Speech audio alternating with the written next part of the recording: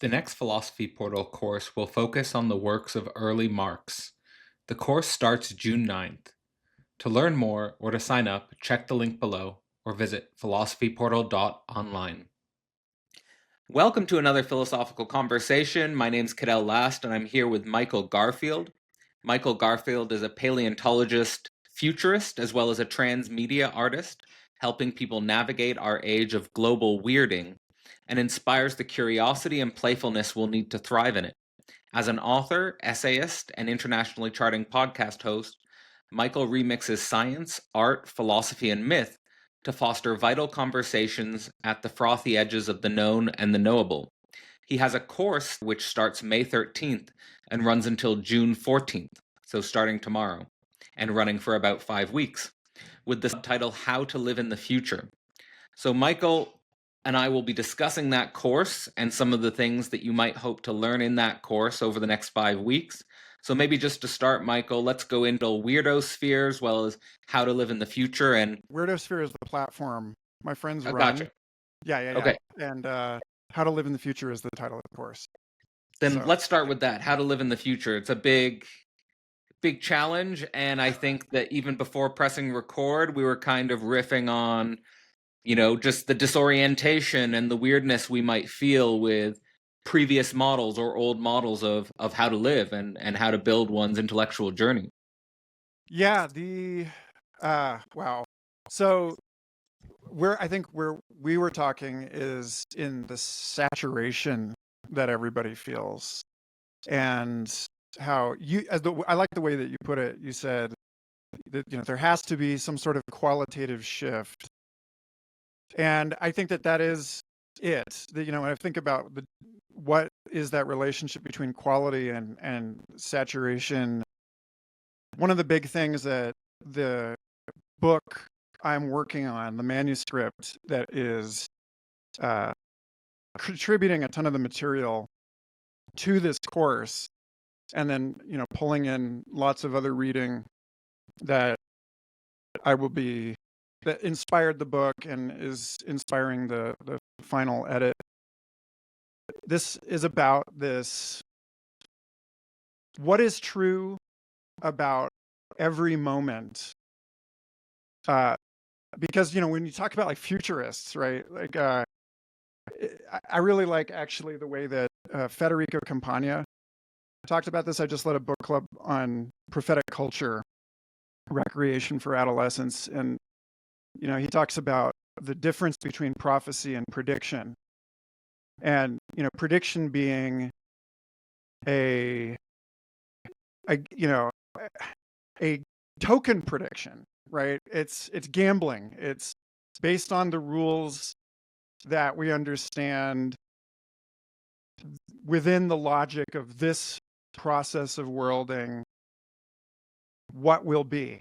And then I'm kind of playing at the edge of that, and then what Campagna calls prophecy, which is an incursion of eternity in time, like a recognition of the world, of like reality behind the world, like behind the process of worlding. And so the question of, well, how do you live in the future, I just find is like a provocation, rather than I am providing a kind of authoritative stance on this, because there's like a couple ways to answer it. One is that based on where we are now, there do seem to be things that are generally true about the world, about like conditions in the unfolding of time. You and I have spoken previously about the evolution of intelligence and the global brain, and the way that information processing figures into the future of human technology coevolution. And so there's this sense in which we can say, well, like, okay, given that the river flows downstream, and that you loop in ideas like dissipative structures, that that the form we see in the world and the process is the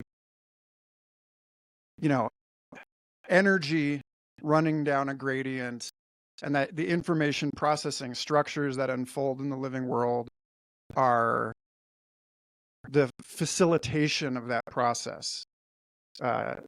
Talking about it in terms of like active inference or free energy minimization, and that's all great. But so like, what does that mean? Like the first consequence of that is if we take that seriously, then anything that we say about the future is our own biased prediction, and that the future is likely to be much more diverse, to be bewildering in its complexity relative to the intelligence that is asking that question, relative to our own ability to infer. And so rather than collapse the space around what it is to live in the future, I'm trying to open that horizon, and open it. If you open it far enough, then you get closer to what Campagna is calling prophetic culture, a reckoning of the fundamental mystery.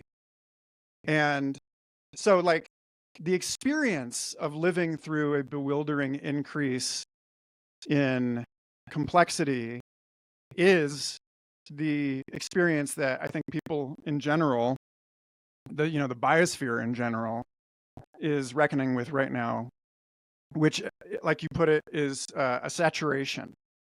That the paleontologist piece of paleontologist futurist is from my background in the life sciences, and in particular a series of papers I read when I was an undergrad in 2005 about the evolution of language and about the cultural evolution of songbird learning.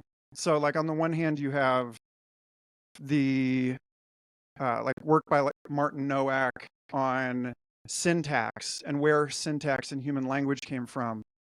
And that whole area of research talks about an error catastrophe, where if we're communicating in like one word utterances, then as human societies grow larger, as like, the community of a proto-human troop or whatever gets above a certain threshold, then the internal complexity of that social world demands that we learn so many different words in order to describe the features of that world that are relevant to our coordination as a group, as a unit of selection. That the words get longer and more diverse, and they start to tax our memory and our attention. And there's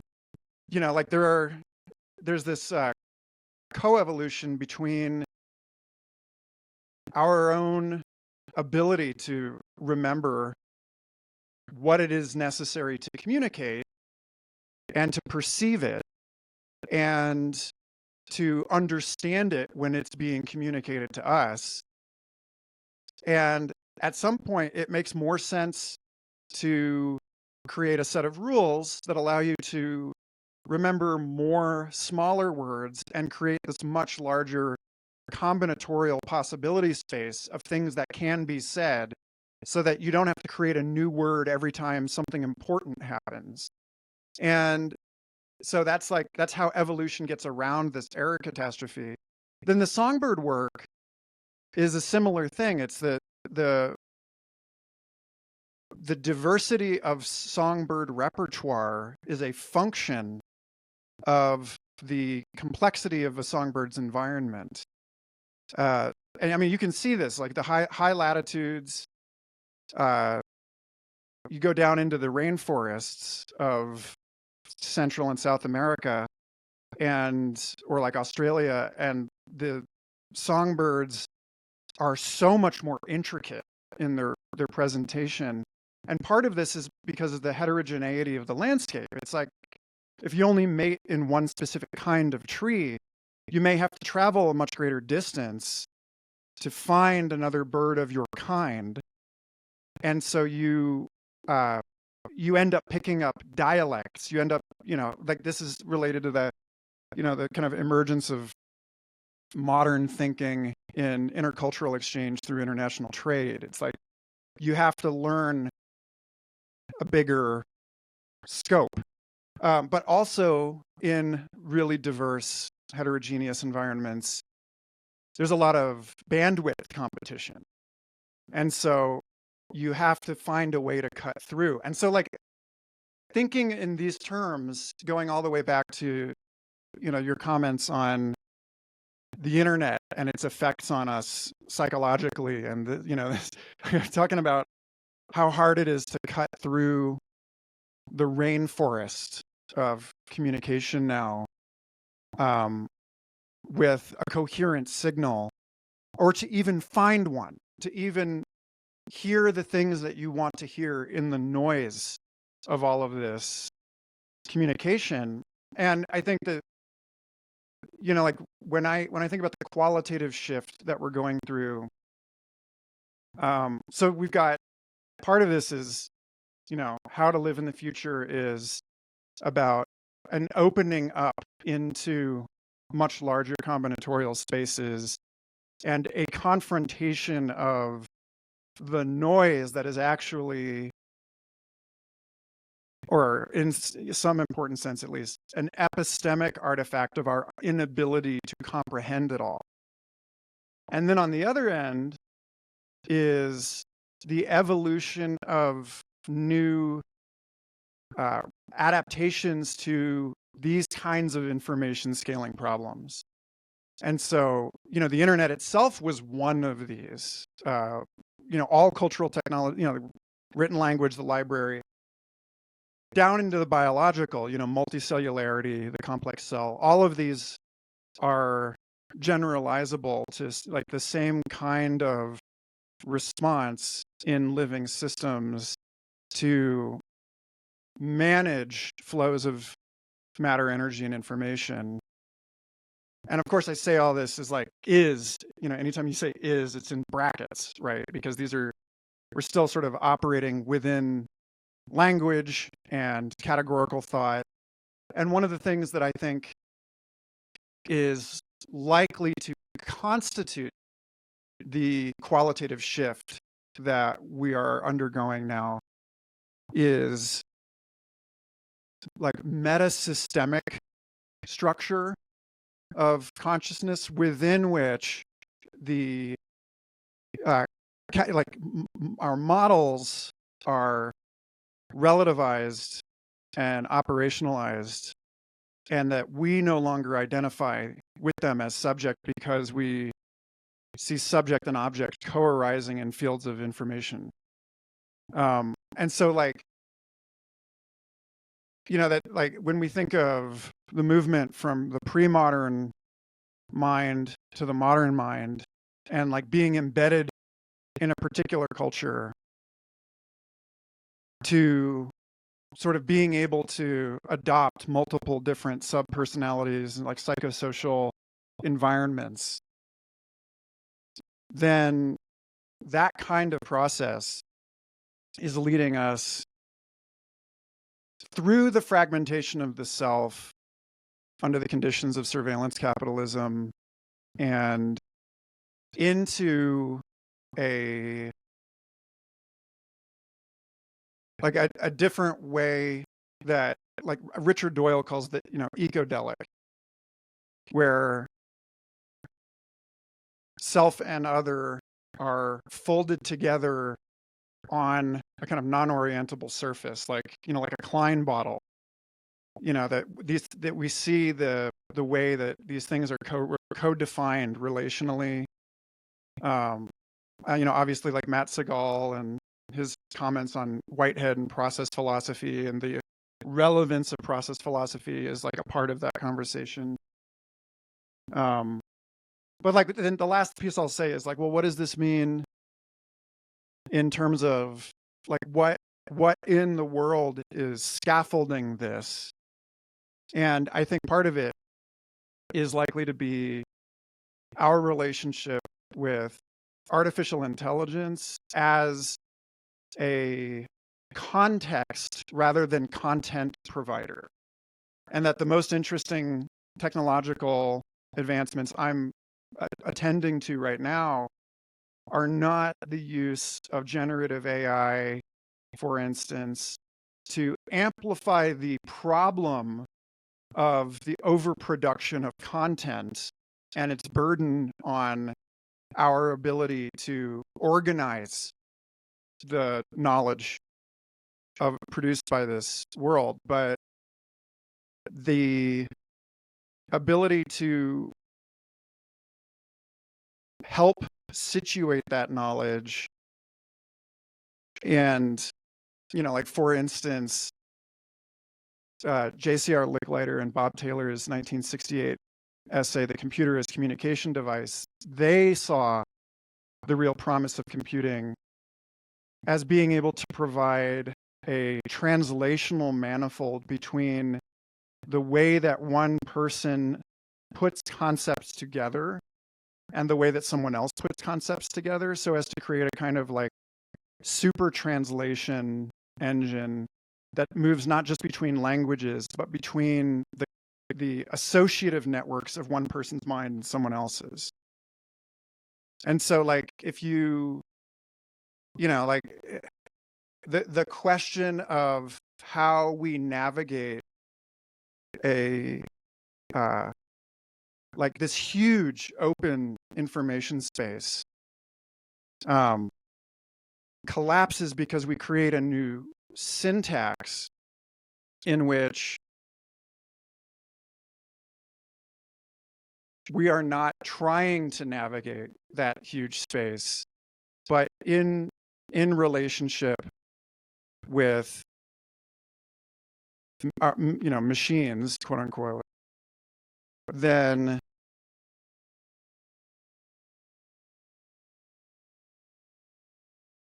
we are freed from those particular demands in the way that most of the words that we use in our language now are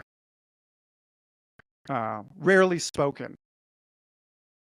I don't know. That's I'm getting a little bit abstract here, so I'll stop.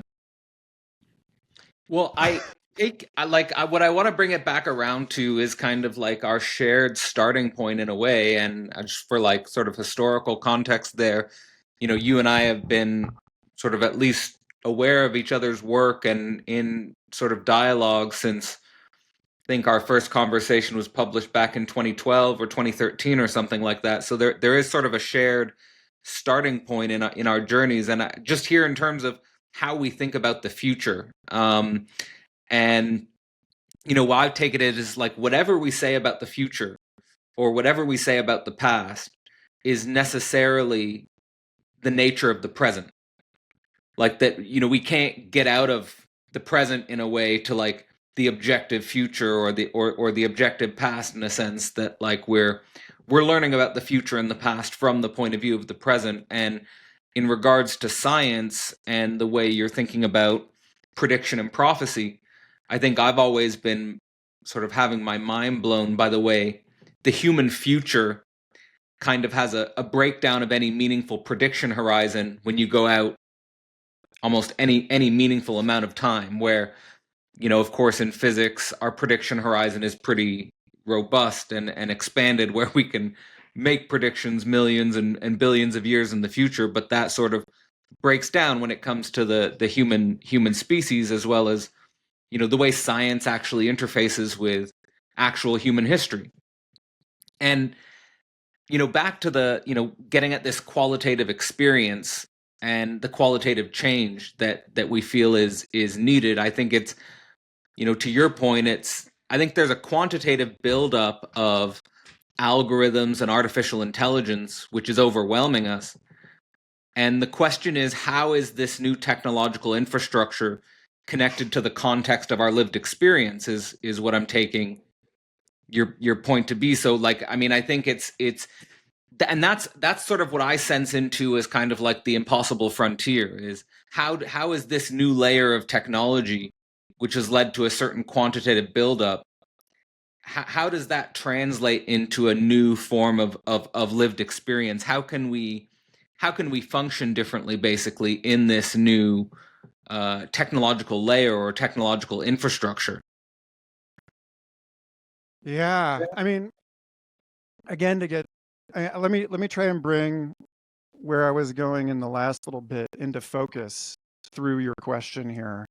Um, I just read a few weeks ago a new paper from computational biology about the transition between bacteria and complex cells.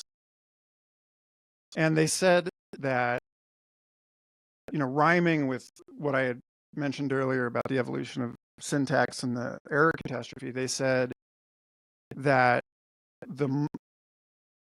as a bacterium gets larger and larger, the regulatory processes required for that grow, and that the lengths of genes and the number of genes increases, and up to a point where the only way that it can continue to grow is to create partitions within itself, to fold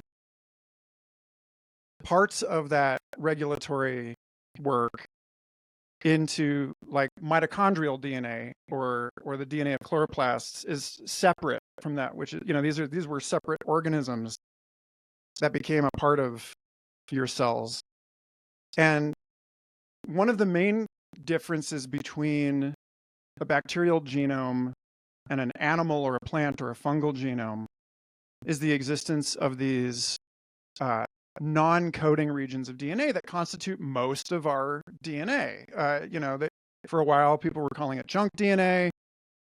And then it turned out that just because they're not making proteins doesn't mean they're not doing something, that there was a lot of those genes are involved in co-regulating when the coding genes are expressed, or they are latent coding genes for traits that have been phenotypically lost by the organism but are being kept in reserve as a kind of adaptive reservoir.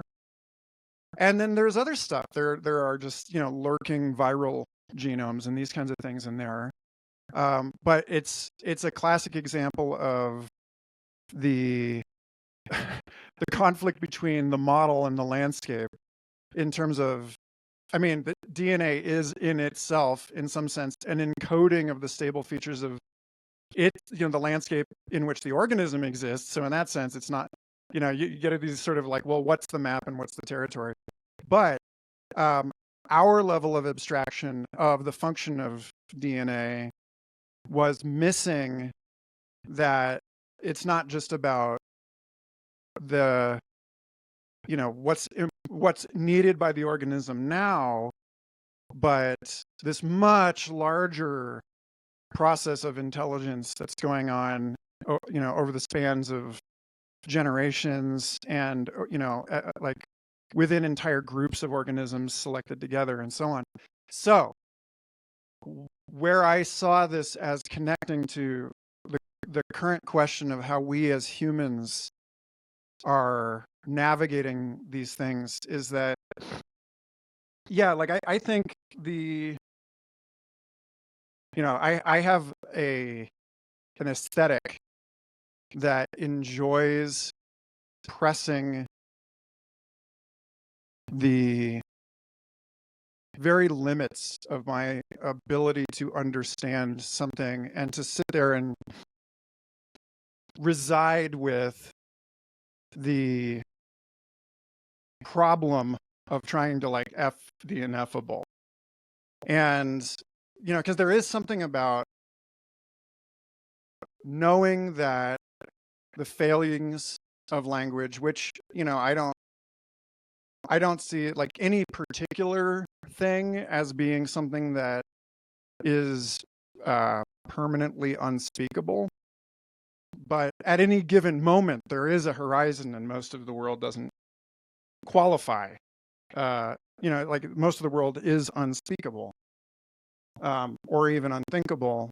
And so, like, the future of the economy, the future of society, again, to bring up Matt Segal, we talked a lot about the relationship between cultural production and economics when I had him on Humans on the Loop.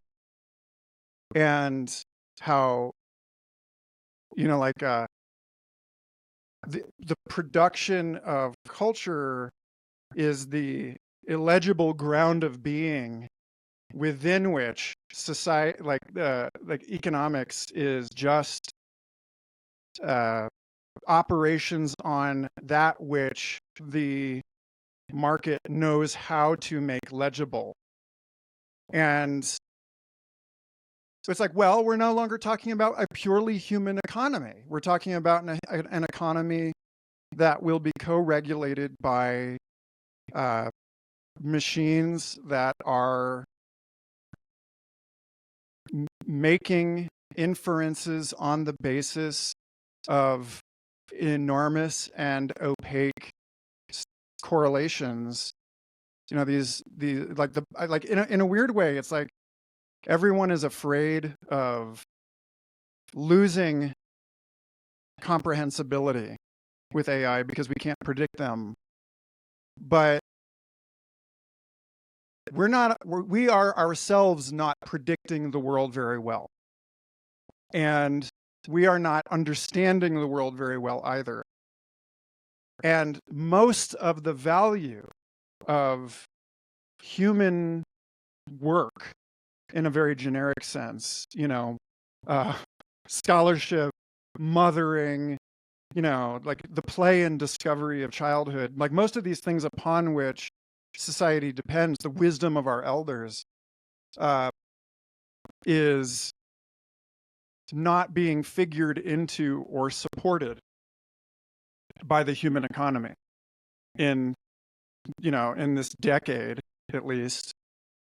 And so I think that there's a sense in which when I like think qualitatively forward into my imagined future, it looks a lot like a kind of a prophetic space. It looks like a mosaic space of having to accept the limits of our understanding and our knowledge, and wandering in the desert and having to accept manna from heaven. Like this, like that. I think a lot of horrible but also wonderful things will happen that we will not be able to explain, and that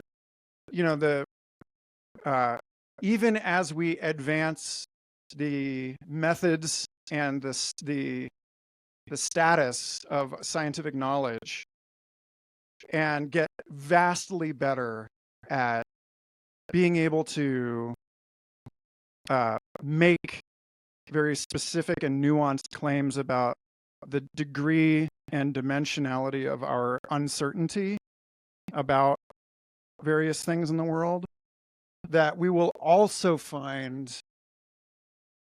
epistemic humility and even faith rearing its head in these spaces. No question. I mean, I think that I see many aspects of this already happening, and even as countercultural, like I have sort of been tracking for the last few years the return of religion, the return of people identifying with tradition, the return of belief and faith as sort of major sort of epistemic tools for navigating what's going on. And I'd be interested to know how that functions or features in the course How to Live in the Future. But the first thing I wanted to throw at you, based on what you were saying, is it seems like the type of subject that needs to live in the future, that needs to exist to be able to live in the future, is one that reconciles with unpredictability, to say that positively, that reconciles with surprise, that reconciles with difference, that reconciles with the surprise and the difference specifically that break our models. and then also reconciling with misunderstanding or our lack of understanding, which to my mind requires a form of reason which is capable of creating models in relationship to the surprise or in relationship to the breakdown of the previous models. So I think that's kind of, and I'll just throw it back to you, I think that's why the form of subjectivity that finds itself within contemporary institutions is not really capable of meeting this challenge, because a lot of the times I think the people who are in contemporary institutions are people whose models are sort of necessarily being reified within some sort of predictive scaffolding. Mm. And necessarily so in regards to the way the current institutions are working, that we're kind of being broken apart into a sort of dizzying horizon, so to speak, of networks and rhizomes. It's funny, like, I think one of the things that's going to get much more obvious over the next few years is ideology, and like our own ideologies, the ideas that are possessing us.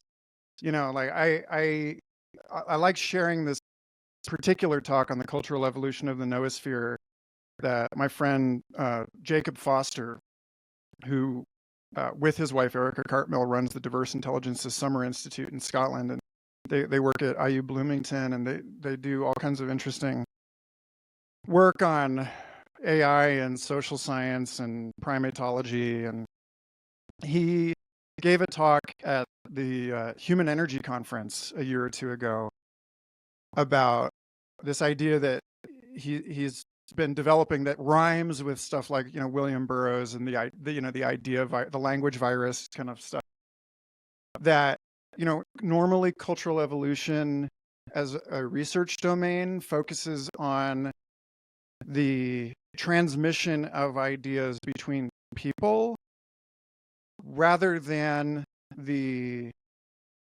evolution of the ideas themselves, as those ideas are organisms evolving on the substrate of human minds. And so it's like, one of the things I got out of drinking from the fire hose of complex system science for 5 years was this, the notion of non-complementarity, and that this, like, a strong stance against reductionism means that there are multiple right ways to see the phenomena, right? When I talked with Neil Thies on my show last year, talking about being a Zen meditator and a liver pathologist, and how, like, looking at slides of somebody's liver tissue through the microscope, you don't see a person. And then, like, if you sit in meditation long enough, you don't see a person either. Like, you see these subroutines that are coming together as a kind of raft or scaffolding of the appearance of a person. And yet, like, that appearance is still there. And so, I look at right now, the landscape of technological development is toward the kind of tools that offer us a huge plural like a menu of representations, but like different ways to encounter yourself at multiple different levels of resolution, multiple dimensions. But it's also not just representation. It is a co-enacting of things. Because, like, right now I'm reading Neil Postman's Technopoly, talking about language as an invisible technology, and how different the world behaves if you he gives this example of, like, two priests ask a pope about smoking and praying at the same time. And, like, one priest asks the pope, is it okay to smoke while praying? And the pope says, no, because you need to give your full attention to prayer. And the other priest asks the pope, is it okay to pray while smoking? And the pope says, well, of course, because any time is a good time to pray. And so it's like all of these different quote unquote representations are not just like images impressed upon our minds by an external environment, but we're in this tight co-creative loop with all of this stuff. And as we start to develop and democratize the tools that, like my friends, for instance, at Community Archive and the open memetics research scene that has grown up around them, are developing, where they're scraping social media and working on the mapping semantic clusters in communities and watching these egregores, quote unquote, develop over time. And you can see, for instance, as a young community of thought becomes more sort of rigid and fundamentalist as it grows, because it has to reduce its the dimensionality of its cultural expression at one level in order to accommodate that, the increasing in membership and the sort of the challenges to internal cohesion that result from that. People start to see themselves as within these structures and constituting these structures. And so that's going to do some funny things to our institutions, because it's going to, well, like McLuhan used to talk about electronic communication creating the self as an institution. Our current notion of celebrity, and my friend Rena Nicolay has written some great stuff about that in with the Kardashians or tech bro billionaires, and how that's showing up in society now. But the other piece is that I think we move through this frame of seeing ourselves as the context, or the structure within cultural content exists, that it's just in you. And then we move through a kind of paranoid phase, out of that kind of blank slate modernist thinking and into this more ecological thing, but through this point where with Burroughs, where it's oh God, disinformation is a disease, we are the food for these archons or whatever, that kind of thing. And then into a metanoia in which our identities are fundamentally participatory. And this is, something that William Irwin Thompson wrote a lot about, as a historian in dialogue with biologists. So Imaginary Landscape, his book from 1989, is coming up a lot in this course, because he talks about the transition from representation-based identity and politics to participation-based identity and politics in a post-civilizational planetary society, in which, because identity is fundamentally participatory, then all of our categories become these kind of moires of situated interaction. And so what does it mean to have credentials, for instance, just to make this real concrete? Credentials are going to look totally different, because I think they already do. Yeah. Speaking from experience. Right. Well, I mean, you've got real credentials, but you definitely have, walked off the trail. Doesn't mean much. Although the credentials in themselves don't mean much, but if you really put in a lot of work, to do the thing, I mean, that is inherently valuable. And I feel because guys growing up, they say, okay, like, okay, the credentials don't mean what they used to, therefore, I shouldn't do the thing I was going to do to get the credentials, they could actually then miss out on skill building and sort of processes of mediation of their own subjectivity, which are actually indispensably valuable.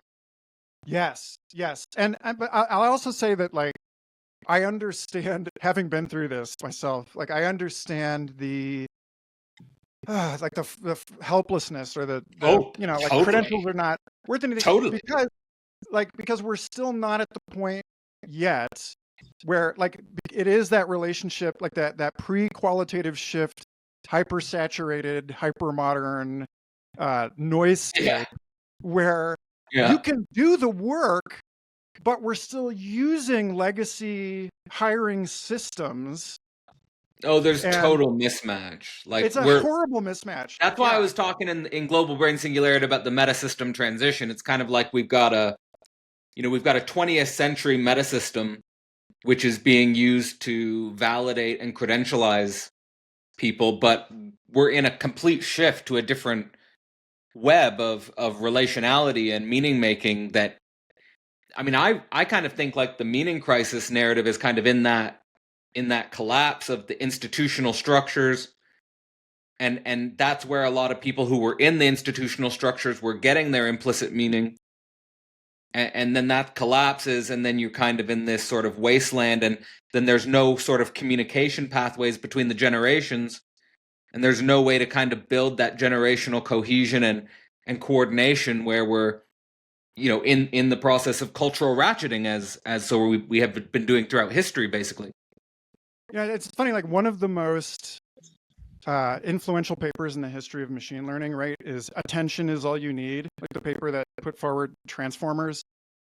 And I think about this with respect to, like, the meaning crisis. Like, I see the conversation, the amplitude of the conversation on the meaning crisis to be a kind of failure of attention on the part of people, like you said, who are used to the like institutional structures managing the direction of attention. And you look at it, it's like, okay, you see the same thing actually in the tech community, where it's like everyone is concerned about AI risk. No one is really putting forward a story about how we could evolve with AI to have a specific future grounded in, like, sensible concerns for all of the all of the fears that people have, not just of AI, but of, like, the sort of prototypical AIs of bureaucracy and the market, and these other information aggregation structures that have characterized the oppression of human beings in society. No one is, like, stepping forward and being like, here is a story about the positive value of what we are going through that does not involve, we are simply going to increase your productivity, which, by the way, is bullshit, because that's just, like, that's a logic internal to this Red Queen arms race, where everyone else is increasing their productivity at the same time. And so that's actually what's giving us the conditions where no one is getting anything done. It's like working harder than ever and accomplishing nothing. It's like, no, it's like, if you actually look at complex systems, it's like you have to decide to stop. And there's a growing, I keep finding writings on, like, the classic example for me anyway is Doug Rushkoff talking about how when he learned about the relationship between neurotransmitters and the lunar cycle, and he limited his writing to 1 week a month, the week that was supposed to be best for writing, and then, like, allocated research to the 1 week a month that was supposed to be best for research, etc. His output increased 40%. But it's like, you have to actually get out of that, optimization function and see it. So, like, the meaning crisis for me is like not a positive statement of what it is we want. You know, like the conversation around Moloch, Yeah, right? yeah. Is everyone just energizing Moloch? It's like you're not realizing the power of your own language and of your own mind to help generate outcomes in a world that is so obviously about the way that our our society coordinates according to a kind of musical entrainment of attention and the flowing of resources down channels created in the attention manifold. So it's like if you really want to solve the meaning crisis, first of all, like stop talking about it. Like talk about what matters to you that you actually want to happen in the world, and yet people don't know how to do this because like that thing was scaffolded by something that isn't there anymore. Well, I think like where I put my time and attention is into building, basically, in the sense that I feel like if like if, and this is again with the metasystem model, if the institutions of the previous century are collapsing, then we need to build, I don't know if institution's the right word, but we need to build the organizations that are derived from the challenges of our moment, and that meaning will naturally flow from that. Like it's not some like our conscious intent. It's like we need the organizational structures for our moment in which meaning sort of naturally arises in a sense, and is constituted. And again, that, like, to me, like some of the ingredients, I mean, it has to be able to stabilize intergenerational links. Mm-hmm. It has to be able to facilitate coordination between, let's say, professional equals, like, or like professional leaders need to be able to align and organize with each other and be able to coordinate and collaborate with each other, practically speaking, right? It can't just be sort of an atomized individual creative model, for example. um I mean, some other things that stuck out to me in what you were saying in regards to the ideology of productivity and working harder than ever and accomplishing nothing. I mean, I think that we're kind of I've been recently thinking, we're in the ideology of growth. How do we de-fetishize that? And you use a lot of biological metaphors. So like I've also been inspired by the distinction between growth and reproduction in life history theory models, for example. I mean, I think we are, let's say, focused on growing the economy in an abstract sense, but there's clearly a contradiction between this form of growth and our capacity to collectively reproduce our species in a collective or a sustainable way. So, I mean, I think that these are some of the things that I think are causing perhaps the revival of interest in traditionalist or religious models, because those are the models that we used in the past to reproduce our species in a way. But sometimes what I worry about is whether or not those models are sufficiently adapted to the 21st century, or whether we need to actually be more creative with the way we're approaching the same problems, which is, the collective biosocial reproduction of our species within a totally new technological medium and environment. Yeah, so I mean, my graduate advisor, Sean S. Bjorn Hargens, co-authored the book Integral Ecology, multiple perspectives on the natural world, with Michael Zimmerman of CU Boulder, God, almost 20 years ago now. And it was learning from him that I developed, I guess, a sort of softness around like the deployment of inadequate models, because they looked at this, how ecological relatedness and ecological action is understood at every level, like stages of human psychological development, how self other like object relations appear, the way that each at different ages you actually you have different ontologies. And so it's like I hear this tension in social and political discourse where people are trying to distance themselves from a model that they regard as inadequate, but it's basically like an existential threat to the people that are still operating at a level where those models make sense. So for instance, degrowth, right?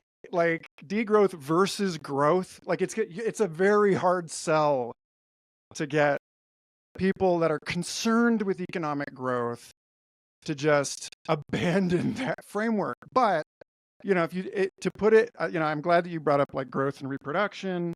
There's also growth, reproduction and maintenance, right? And so like I think about you don't need to get rid of the idea of growth. No, certainly. Yeah, but you can kind of relativize it by saying like, okay, like let's look at this a little bit more specifically. A rainforest is always growing.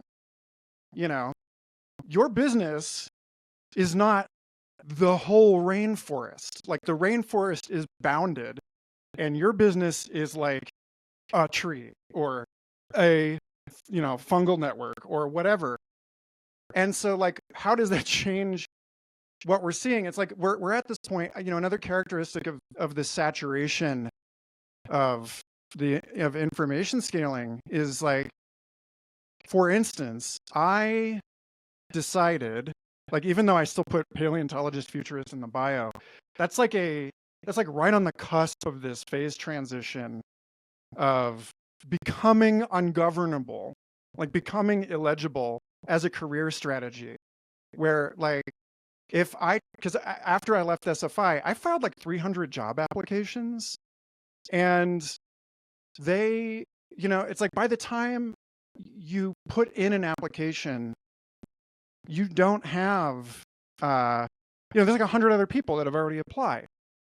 And the granularity at which you are being evaluated against other people by HR. This is one of those things that desperately needs a metasystem transition I was speaking to a little bit earlier in the restoration of context here. It's like, actually, I believe the far more successful strategy in career now is, and probably always has been, relationships first. Because like, rather than definitions first, rather than concepts first of like who it is that you are and what it is that you do, is that you work these things out by developing trust and like feeding relationships with people. And it's funny because the boomers say the same thing. Like we're looking at them through a kind of Doppler shift of like the the ends of their careers, where but like at the beginning of their career, and often throughout the careers of people who successfully pivoted several times, you see how those opportunities were due to just like showing up and building these relationships, rather than like entering a system being like, this is the identity that I will project into the like performative space of social media. Like this is, there, without a LinkedIn profile, like all you could do was like, my uncle, like go sell posters at the concert, and then like the guy's like, I like the way you sell posters, kid. Why don't you come work for me? That's where we still are. And so back to the biological thing, like the growth metaphor still works. You're really good at just letting me like go for it. Feel free to like, get in and tangle, but like, the biological metaphor, if we really lean in, it's, there's many more dimensional opportunities for growth than just the like number goes up. Like in real ecosystems, one man's trash is another man's treasure. It's a fetishization of capital accumulation. Yes, but like it's like we can talk about capital still even, but we can talk Yeah. about a pluralization of capital where like, oh, we should, Kate Raworth and donut economics. It's like, well, what, like if you were being truly entrepreneurial, you would be like, okay, well, how are we going to turn landfills and data exhaust into like the substrate of a regenerative planetary economy? Because it has to, that's an enormous opportunity. And those are opportunities of the scale that reward the people who think in that way with what are ultimately the fortunes of people who create entire industries. So like Alan Kay, talking to like, Disney Disney management, like whenever, I used to listen to a lot of his talks, and he would say like, investors these days and business leaders, they think so small because they're thinking about like, a 4x return. He's like, no, invest in the thing that will become the platform of the entire world in 20 years. And you've got, I mean, but isn't that what thousands of like guys like Elon Musk and Jeff Bezos are doing? I mean, they kind of become that's like platform capitalism. And then like to me, like the point you were making about, what the boomers were doing, I think we have to situate what the boomers were doing in their relationship first mentality in the context of they were existing in a system with different rules where there was far less inequality, where there were more opportunities for connection and creativity and hiring and small businesses and all of that. Like we're Mhm. not existing in an ecology, like you were saying, like you were giving the example of the rainforest and the tree. I mean, the way that the platform capitalists function is like one tree becomes the whole rainforest. Yeah. Right, so Yeah. it's I mean it's not even an ecology of trees. It's not a space where there can be thousands of trees growing and interrelating between each other in a in a web or a network. It's one tree grows and then covers the light from all the other trees so that you just have a wasteland in a way. At the same time, I like Kevin Kelly made a point years ago that I really, that disquieted me at the time, but I think, whether or not I liked it, I think he was right in a sense, which is that the like it is easier now to grow something into a monopoly than it has been ever before in the lives of, anyone alive today. And those monopolies are much shorter lived. That like the pace of disruption is such that, yeah, we see this weird thing where suddenly billions of people are using a new technology within a week. But then it gets, the Wiped it out. gets like, stabbed in the back by something else. And so like that, Right, that but I'm one, saying yeah. that's the larger condition in which we're living, which is not taking into consideration either reproduction or maintenance. To your point about Mhm. reproduction and maintenance or stabilization, like it's you have these large growth spurts that are monopolistic, and then it's a very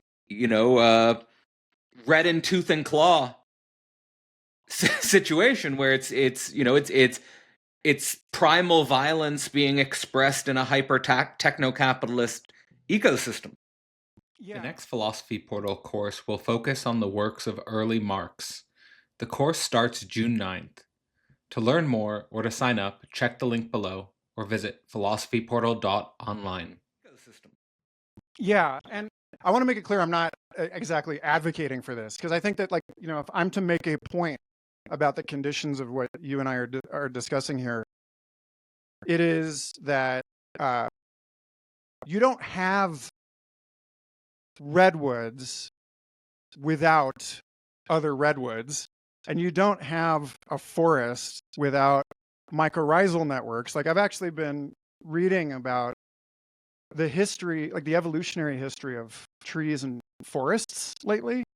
And, at first, like trees were not that big because the soil was not that deep, because, they're like their roots were not that deep and there were no mycorrhizal fungi to support them for hundreds of millions of years. Like the reason we have the Carboniferous period is because nothing was eating the fallen wood. And so, like, I think when I talk about looking forward out of this regime of linear growth and outside of the like prediction, like linear extrapolation, and outside of ideology and identity through institutional representation, all of it is about this sort of like zoom out to the context in which those things that we took to be as separate are dependent on these webs of relationality. And so, like, there is still, again, like an entrepreneurial opportunity for trees in a forest when a tree falls, and like those resources that have been captured by that huge log are returned to the soil and become available again. And so I do think on like at that level, it's like I'm speaking to like the people that like believe that there is no hope or whatever, like believe that there isn't an opportunity to get this. It's like, well, get your buckets, right? Because the world is about like with each increasing disruption, huge amounts of illiquid opportunity are going to become available over the course of our lifetimes. But the way that you see them is by taking that step back into viewing not just like capital as you understand it as value, but taking this much larger multidimensional assessment of value and learning how to fold what you thought of as valueless back in to a more complete ecological definition of identity and world and the metabolism of everything that we're doing. Yeah, I'll stop. In your mind, with these ecological metaphors, what is this like? How are we thinking about, let's say, like the market as it, like the marketplace as itself, and ecology, and just our capacity to regulate, like, because the institutions don't have the same power or the capacity to regulate that I feel like they did in the 20th century. And I mean, does that just leave us with, again, like kind of nature red in tooth and claw, like that kind of hyper global competition, which I feel we're kind of in a way, especially on the internet?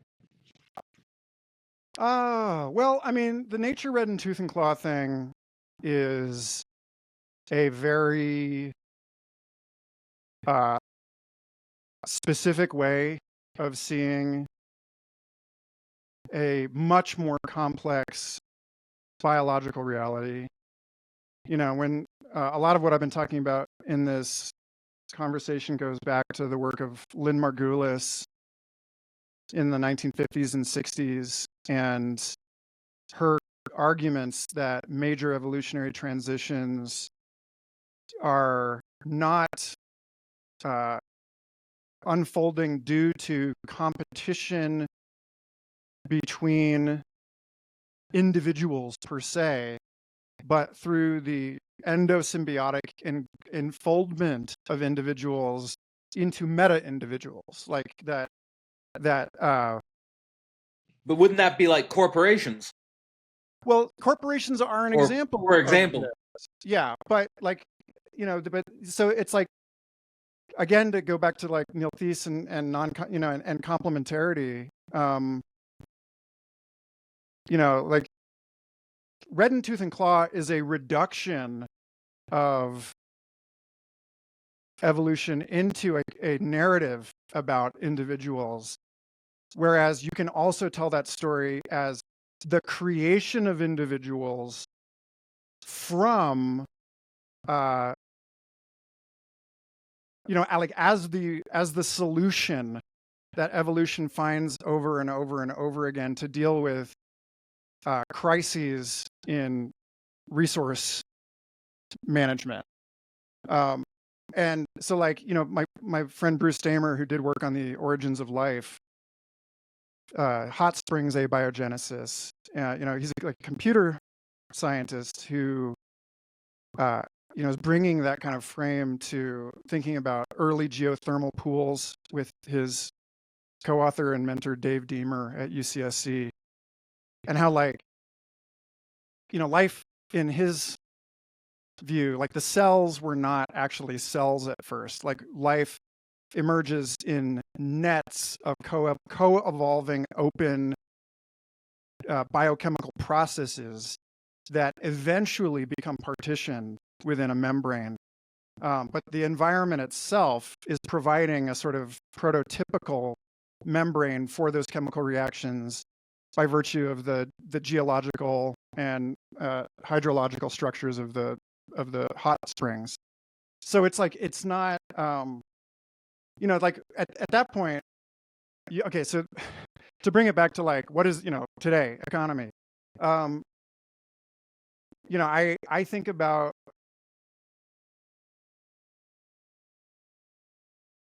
like, when is it useful to think of this in terms of competition, and at what level? When is it useful to think about this as collaboration, and between what kinds of entities is it collaboration? And that kind of thinking opens up what I've found to be kind of a really interesting thought experiment, which is that AI is not necessarily a tool for people.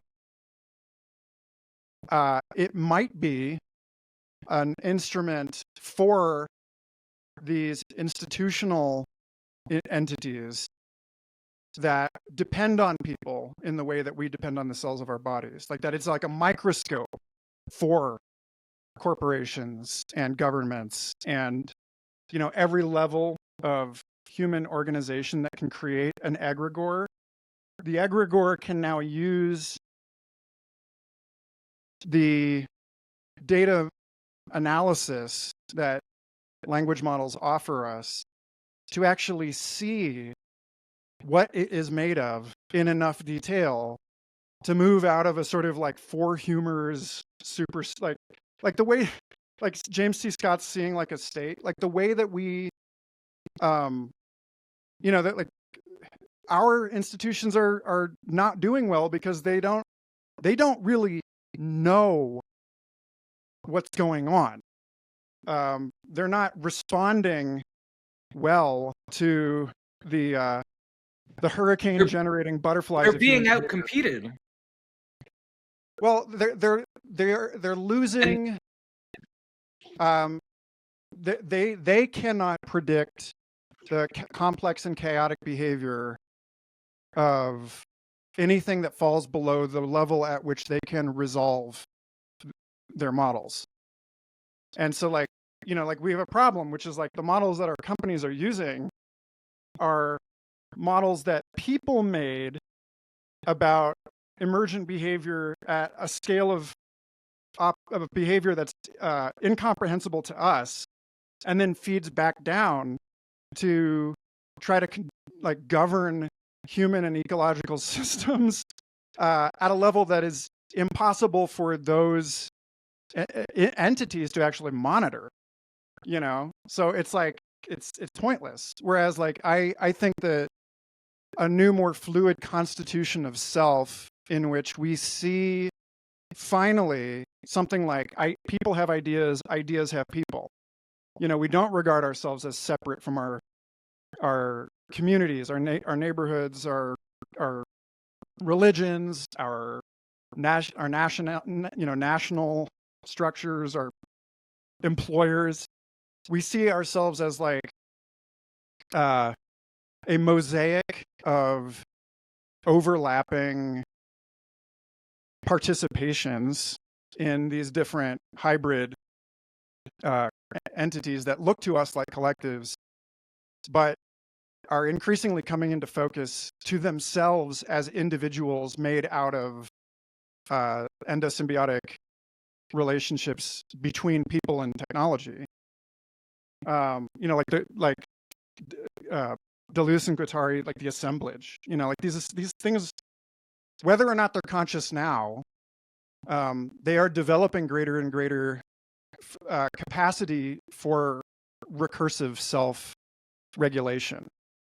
And I think that, I actually regard this as very hopeful, because we as people, I was talking with Dean Ball of the Mercatus Center a few months ago, who works on AI and policy and law, and he ended up just getting hired by the Trump administration to be their like AI policy advisor. So I don't really get to talk to him anymore. But like, we were talking about, like, it's as ludicrous to believe that governments could legislate transnational corporations as it is to believe that that transnational corporations can regulate frontier language models. And so, like, the last thing I'll say about this is that, it's like there is a sense in which what we need is that logic of checks and balances at each regulatory layer, at like each, the pace that language models can adapt is so much faster than corporate structure or the legislation, but that what actually works is not like all against all competition for the benefit of that one big tree, but something like the cultivation of a healthy microbiome in the body to prevent the like getting some sort of horrible disease, like that. Competition becomes something that is encouraged in like between governments, between companies, between AI models, because it's actually a better strategy for collective intelligence, and because it does a better job of sustaining the requisite minimal diversity in a system. And so it's like to bring it back down to the human scale, like this is why F. Scott Fitzgerald says, it's the mark of a first-rate mind to be able to hold two different ideas and still function. It's like that's what like that's the specifically the kind of change in the quality of selfhood that I think I'm talking about here, which is to be able to get past feeling this sort of cognitive dissonance of like multiple fragmentary identities, competing ways of thinking, diverging reality tunnels, and to become like spacious enough to hold all of that together, because actually the ecology of mind is better for being able to you're going to make better predictions. It's just, So how does that relate to like the theme of the course between prediction and prophecy, like the role, like you're sort of centering and sort of bringing it back around to the beginning of our conversation, sort of emphasizing the prophetic dimension over the predictive dimension, and how do you see that sort of interfacing with what you were just saying now? I mean, it's funny to instrumentalize eternity, so I hope that's not what this sounds like exactly. But again, like the sitting with the space within which all of this stuff is unfolding, seeing, like, getting under the hood of your own cognition and seeing how you are like an optical illusion. I mean, again, like Campagna makes a distinction between the mystic and the prophet, in that the mystic is engaged in a negation of the world, in a kind of abandonment of the world for the transcendent, whereas the prophet is engaged in a kind of gesture of involutionary return, an emotional embrace of the tragicomic in human life. And I think that that attempt to reconcile the familiar and the ontologically unfamiliar, it's this, you will never wrap your head around this.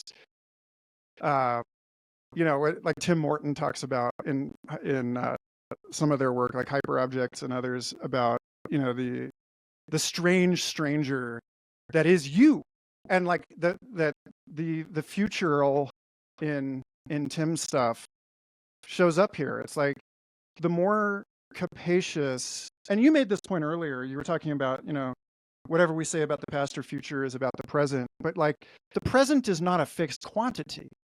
That like our comprehension of the landscape of time grows as we become capable of accommodating more and more, as we make more room for first the formation of associative networks, the stringing those networks together into narrative,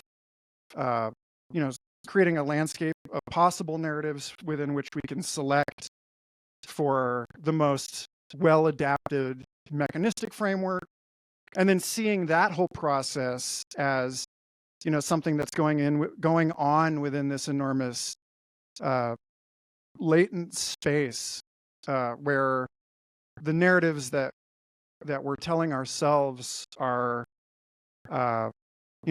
themselves like evolutionarily conditioned. And then you end up back in this enormous mystery where there's like when I'm talking with Jeremy Johnson about this, and how Jean Gebser talks about integral time, and it's like, well, the future is present in this, and the past is present in this, increasingly, I think, to the degree that we make room for the incursion of eternity into the world of time. And yeah, I mean, playing with that, what sounds like a paradox there, is going to be a big piece of Yeah, the conversations I'm looking forward to. totally agree. We need to think dialectically about time and eternity, and think about that more as a unity. When you're using the word eternity, what are you trying to point towards there? I mean, God. Well, not an infinite duration of linear time. I just wrote this piece about,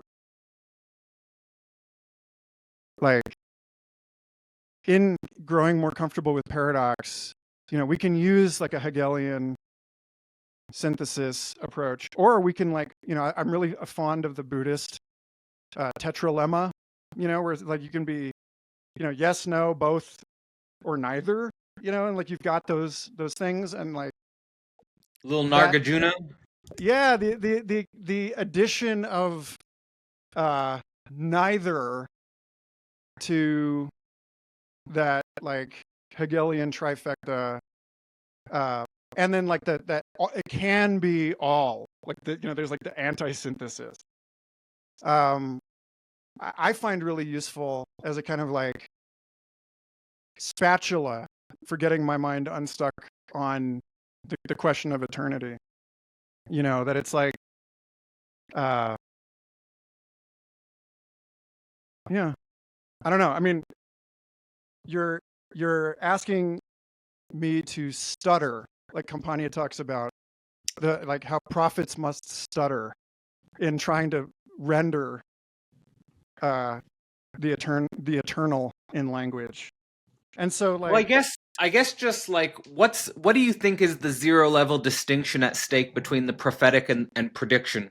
Like, and I mean, because that really short circuits like the scientific and kind of the more, I don't know, ancient ways of knowing. I'm not sure, pre-modern ways of knowing. I mean, there would be more space for the prophetic, where the prophetic was louder, more impactful in a pre-scientific domain. Even like the original sort of impressiveness of science was that it was kind of predicting things that were formally in the domain of either prophecy or other modes of epistemic understanding. yeah, it's interesting. There is a.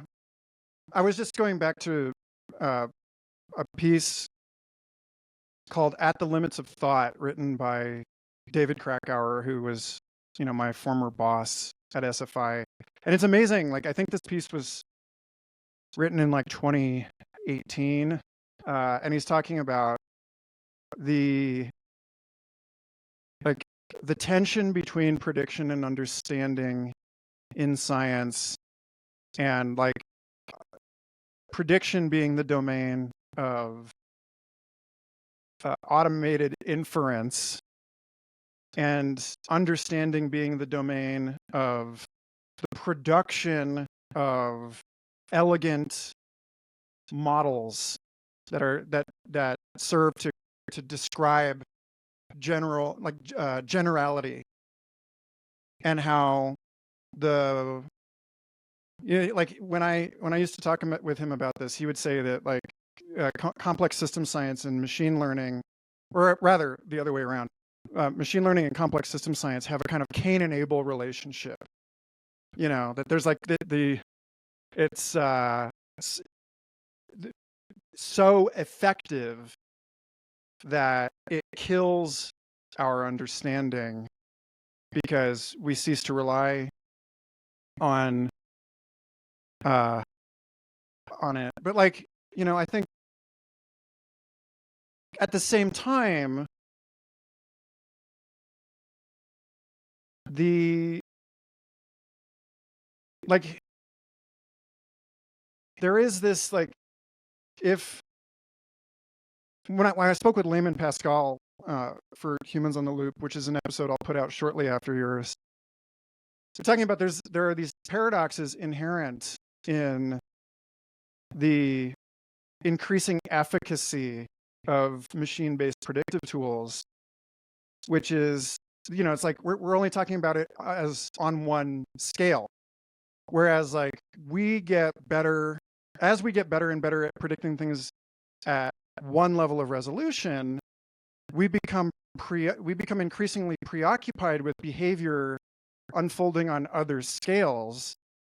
And so there's this sort of like toroidal effect of it feels like we can see more and more of the past and future as the pressure of our collective data production and data analysis becomes more and increasingly a part of our lives. And we become like increasingly aware of the uncertainty because, we are like all of these models, like in a complexity economics kind of way, like all of these models are contributing to the complexity of the behavior of the systems that they're trying to predict. So, it's like on the one hand, you get like people that are trying to use like Chat GPT for like stock predictions, and they're like, oh man, this is working great. But then as soon as everyone's doing that, then the market ends up transitioning into a chaotic regime. And then you have to, like you need an even bigger supercomputer to predict these weird herd-like dynamics that emerge out of that, and market stampedes that come from hypercorrelation in buying and selling patterns. And so like all of that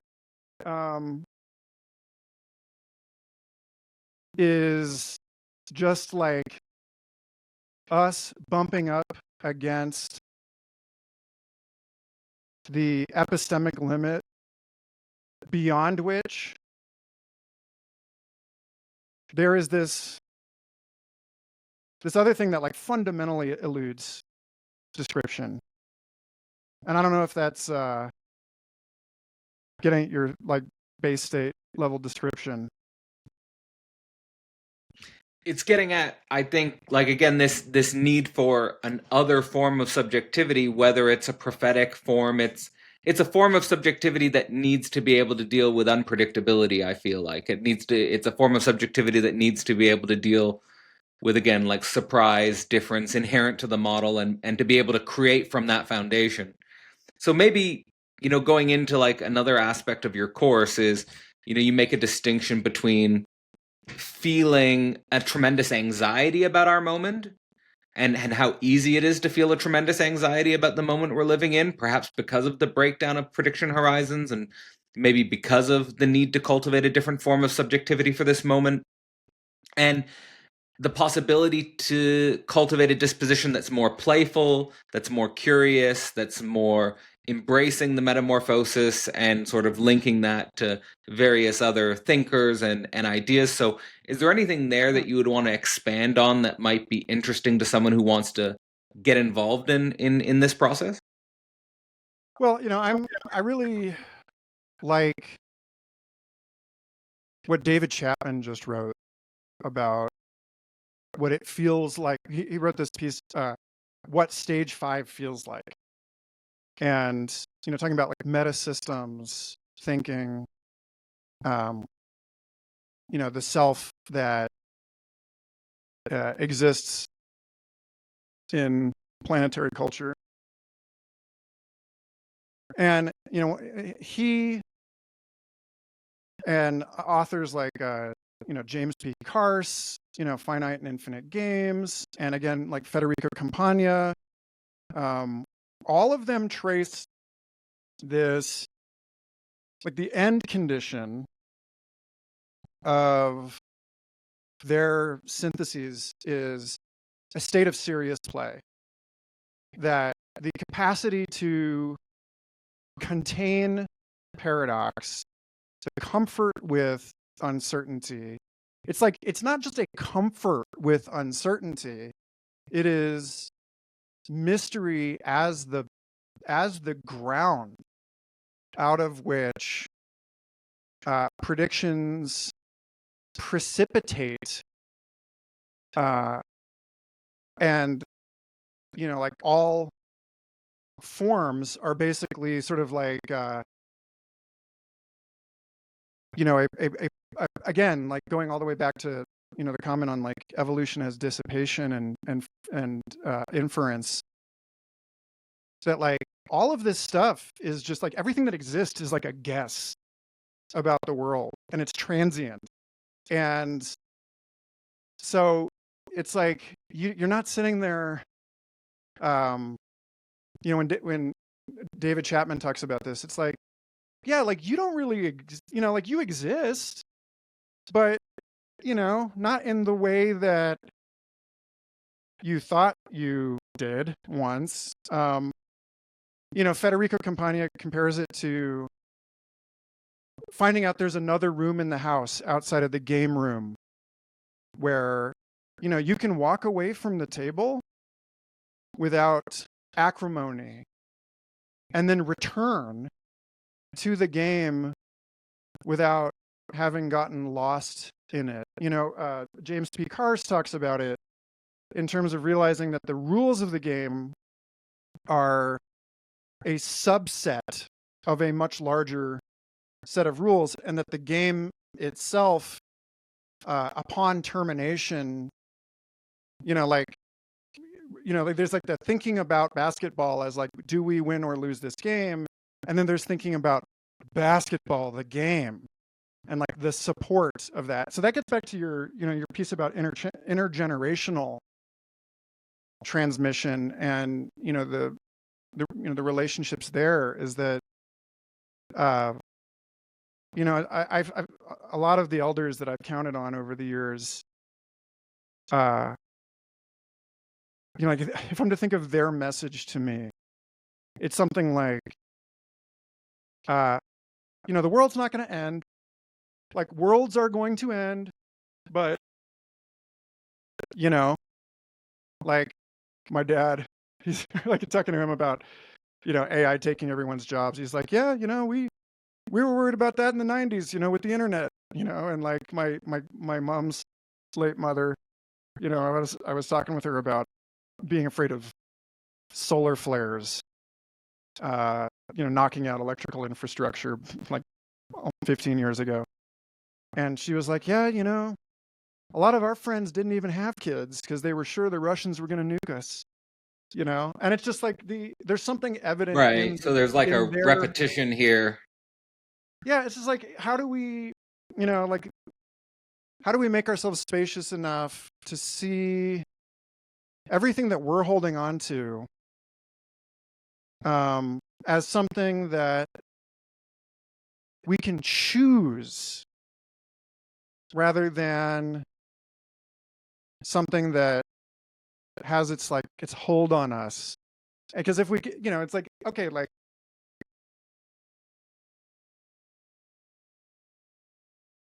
I mean, it's like being in love, it's a commitment to an exploration that challenges us fundamentally. But it's like, I guess I'm going to end it somewhere kind of weird and serious, but like Campagna talked about it in relationship to, prophetic culture as in opposition to suicide. And he's like, like suicide is like thinking that you can escape the conditions of this, whereas like the prophet understands that you, like, the whole world already is within this always already thing. And so like you get into the sort of like doubt, like die without dying element, where it's like, you're not, you're actually digging yourself deeper into an assumption of the rules of the game by trying to escape them through ending the game. But if you can see that, if you can see it as a game that exists within this other space, then you don't need to kill yourself. Like you can just, You can live into the future. you can, yeah, you can find out what's going to happen. Like, stick around. I mean, are you so?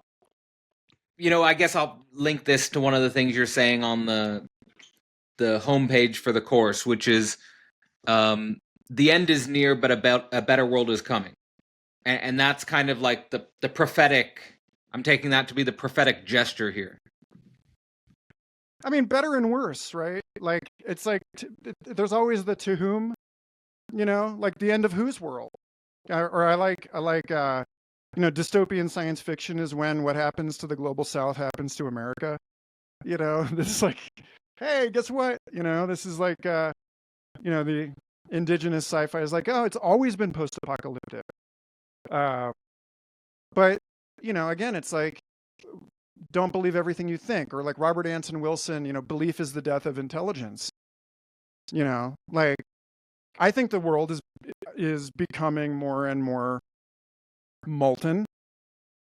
And so to not accept this and to double down on being inflexible about our ideas of this, is a very unwise stance.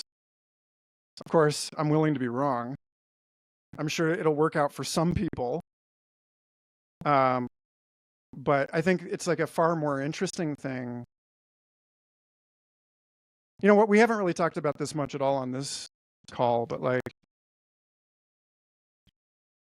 I think Terence McKenna was right to regard, and Tim Leary and many others, to regard the computer as a psychedelic drug. And rather than it being like, as McKenna said, it's like, they're drugs, they're just not small enough to swallow yet. It's like, well, actually, they swallowed us. I love that. Yeah, no, I always love that line. That was good. Yeah. And And I so, think his final, I think yeah. his final presentation as well was about psychedelics in the age of artificial intelligence. So like pointing towards this, thinking this together, which is, yeah, very interesting angle. So yeah, it's like to think of what we are living through for those for whom it is helpful to think about this century as like Gaia having a psychedelic experience, then it makes all of the anxieties that people are feeling right now about existential risk make a lot of sense, because we are going through some sort of you know phase transition. We are at the edge of chaos. We are about to go through, like we are in the process of what Bill Thompson said he thought started in the 40s. If you trace back the development of computers and digital media and statistical physics and all of this stuff. And like one of the characteristics of like even for inveterate psychonauts is like, oh shit, like I have to go through this thing, like I took the acid, here we go, it's out of my control. And then that's not at all the perspective of the like post ego death self on the other side of that like thinks it's hilarious because it's like, well, you were always going to take the acid, like it's like you didn't you didn't fuck this up, like you're under good conditions. That's and the question is like, okay, how do we ensure that this is a good trip for people, because it's So happening. is this course an invitation to a type of perspectival shift on the chaos that is kind of equivalent to or equal to a psychedelic trip? It's a psychedelic trip of a course for I mean, the for I don't think for I can for the help it. chaos of what is. Yeah, I mean, I think it is, Rich Doyle, whose work figures really heavily into my thinking on this. He wrote in Darwin's Pharmacy that the principles of psychedelic harm reduction provide guideposts for us to think about how to handle the emergence of new forms of identity as old forms of identity basically fail into the conditions of what he and others have called like the infoquake.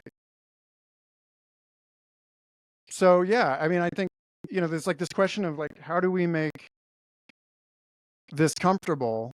Because like I'm not like, hey, turn up the heat, take more acid. Like that's solved. Like we don't need this. Like the intensity is taking care of itself. What does not seem to be Exactly. taking care of itself is uh, like grounding this experience in enough context to make what, I just actually want to read the, Go for it. what Rich said about this, because this is so gorgeous. He said, can the identity practices of the last century, citizen, soldier, human, survive the infoquake? In short, no. If they are to do so, these identity practices must avoid the algorithmic bottleneck presented by a regime of verification. It is a computationally intense labor, for example, to sort out a DMT or abduction experience into categories of true and false. Categories that may be non sequiturs in a world of information constantly subject to change.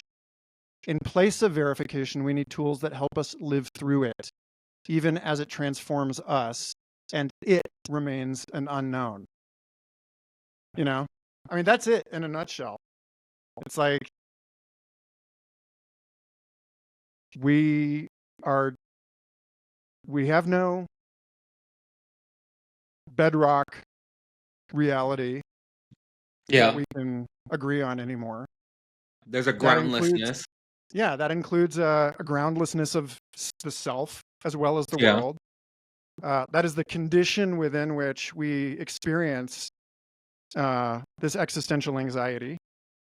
And so, now what? Actually,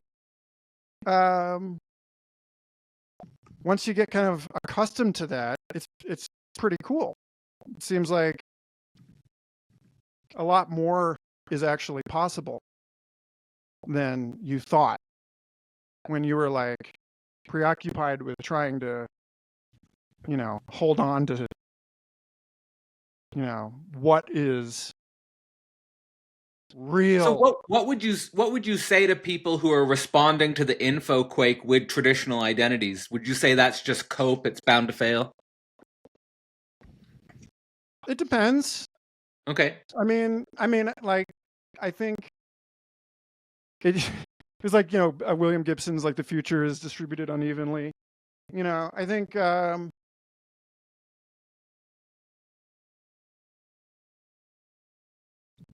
there will always be a shark bay. The earliest colonial organism in Earth history was the stromatolite, right? These huge towers of layered bacteria that would photosynthesize on top and then, metabolize and pass nutrients down to the bottom. And they're visible. They're these big chunks of stuff that appear 4 billion years in the fossil record. But as soon as snails evolved, forget it. They were, this was just snails were the first, strip mine entrepreneurs who were just you're gone, and so now the only place that stromatolites still exist is this one cove in Australia where the water is so salty that marine snails can't live in it. And yet they exist. They exist as they have for 4 billion years. That's wild. So it's not I think that, I'm not going to make a totalizing statement about the success or failure likelihood of someone's identity strategy. If you really don't want to be part of this, find your cove. But for everybody else, right. Yeah, that's fair. That's fair. So in the course, you're going to be basically, just to give people an overview here again of what's at stake and the opportunity on offer. You're going to be providing people with tools, with resources from thinkers that you think help us, let's say, adapt to this weirdness and confront this weirdness from the perspective of there's possibility here, and there are strategies here for going into the new and creating in the new.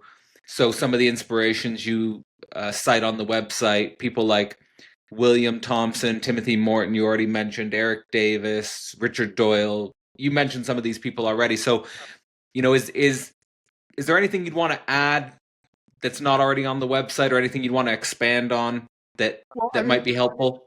It does say on there, but it's not up front that the course is not just me talking at people.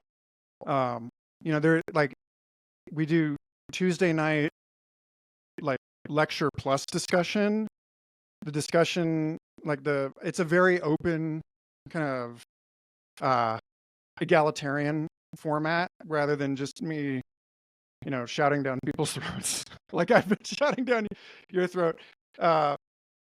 The But then every week, between Tuesday and Saturday, we have all I bring in all of the reading that has inspired my thinking for that week and the conversations, and then that feeds a 2-hour open discussion on that Saturday. And then that is even more kind of open-ended and generative. The course will be broken into sort of like 5 major thematic weeks, and each of those weeks is going to play with a pair of like opposed concepts, and we're going to creatively deconstruct them and reconstitute them within a paradox compatible way of thinking. And then the next week we'll build on that paradox and examine another paradox. And then the last thing I'll say is, like, this first week, actually, we just agreed with weirdos-here to have them let me open the first lecture on Tuesday night. So just this first one on May 13th will be open to the public, so people can get a sense for what that's going to look like, and can see some of the reading that people might expect for the week, and decide through like a firsthand taste of this whether this is something that they are hyped about participating in. So I think it's going to be super helpful. Sorry?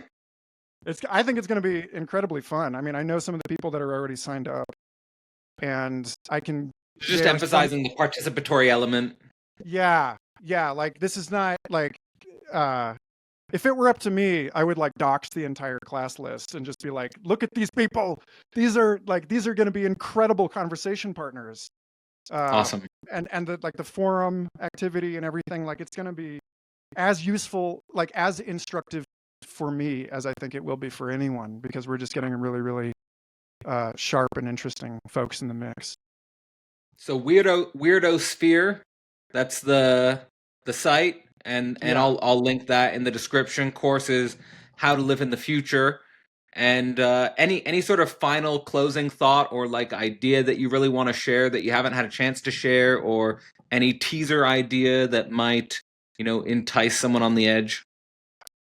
Yeah, the last thing I'll say about it for now is that when you are thinking about the reconstitution of like binary concept structures, like the real and the virtual, the past and the future, the like will and fate, like these kinds of things. One of the ones that, like, self and other, the way they were like reflected through our technologies, one of the ones that like I really enjoy messing around with, and I was going to write a whole book on this, and I may yet. The last course what I taught was entirely about this, about how advancements in entertainment media, biotechnology, and computing are changing, are troubling the relationship between the living and the dead in and I was like using the framework of Jurassic Park to think about how, like, even within the story, but then also like the way that the story itself is told functioned as a kind of hyperstition. And so, like, now we have, like, it seems like we're just waiting for someone to actually do it, because it's become this sort of self-fulfilling prophecy. And so, like, weirdly, where the dinosaurs at? Yeah, like, weirdly, the future seems like one of the characteristics of the future is that it will be full of like, you know, like androids made from dead loved ones and de-extincted dinosaurs and like the Right. So like again, like this blurring of the distinction between living and dead, yeah, like and that to me is really interesting. And like past again and with future. Morton, yeah, like with Morton, the like object oriented ontology piece of that is the that you are alive, right? But also uh you're not, like that, like there's this sense in which the alive thing is just a concept and you are actually a stranger to yourself. And so this is hence the pop culture fixation on zombies and vampires and all of that is like us trying to reckon with the post-human condition. um like the Borg, like, no, I don't want to be the Borg. Well, it's because you think that you're what, special, like that you're like you're not already the Borg. Come on, like you like how are you, like that's. And then the I love talking about like Henry Farrell and Cosmo Shalizi talk about that AI being a thing of the same kind of family as corporations and markets and bureaucracies. And they look at it through the Lovecraftian Shoggoth. Like like humankind has always been about being in relationship with some sort of Shoggoth, you know. And then to take the Robert Anson Wilson turn, it's like, well, you're part of the conspiracy. You're part of the Shoggoth. You know, so that's the kind of how am I not myself kind of stuff I love. And it invites a lot of really excellent riffing in conversation with people about where this shows up in pop culture and how we even if we're not like aware that we're trying to process this stuff in quite such explicit terms, like where we can see people dealing with issues of simulation and identity and death and all of this stuff. Yeah. Well, again, how to live in the future. Weirdos-here link will be linked in the description. This has been Michael Garfield with Cadell Last and signing off. Thanks so much. Get involved. Course starts May 13th. The next Philosophy Portal course will focus on the works of early Marx. The course starts June 9th. To learn more or to sign up, check the link below or visit philosophyportal.online. The Portal is a living thinking community. Becoming a member of the Portal gives you access to 4 live events every month, but more importantly, an opportunity to learn how to think with others, to learn with online creators and para-academics, and to develop your own capacity as a philosopher. Becoming a member of the Portal also gives you access to the history of our recordings, as well as discount access on past and future courses. This year, members also get exclusive access to the Slovenian School Reading Group, as well as the year-long course focused on Deleuze and analysis. To learn more or to sign up, visit philosophyportal.online.